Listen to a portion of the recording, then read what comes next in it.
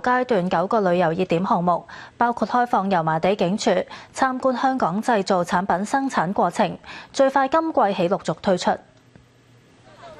9個項目中嘅新熱點包括香港工業品牌旅遊，已經落實嘅有李錦記、奇華、百珍醬園同埋益力多。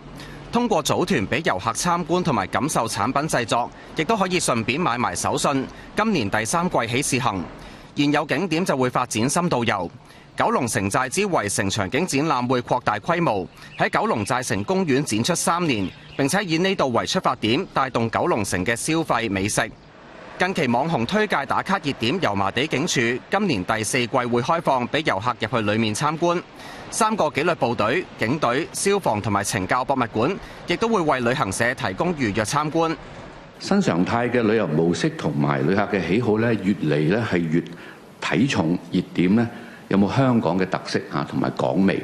我哋認為咧喺考慮打造新嘅景點之外咧，亦都應該將一啲現有嘅旅遊嘅資源去整合串聯咧，以及加以個深度嘅豐富，打造成對旅客好吸引、好想去，唔去會覺得若有所失嘅旅遊熱點。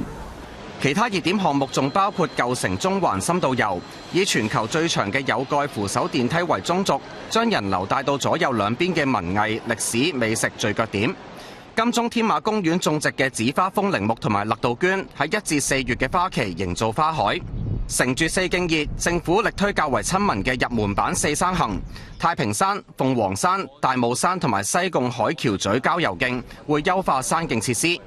不論係過夜或者唔過夜嘅旅客咧，佢哋可以有更加多嘅選擇，有更加多嘅嘢去做。人氣來咧，財氣自然就來啦。因此咧，我哋冇話一個咧所謂硬指標。我哋做咗呢9項之後咧，要吸引多幾多嘅旅客。其他項目仲有發展前紅磡鐵路貨運碼頭、維園舉辦活動同埋市集。當局話，除咗紅磡項目要重新發展之外，其餘8個項目成本合共大約2000萬至3000萬，認為成本效益唔錯。又預期之後仲會推出新熱點。無線電視記者梁永祥報導。旅遊業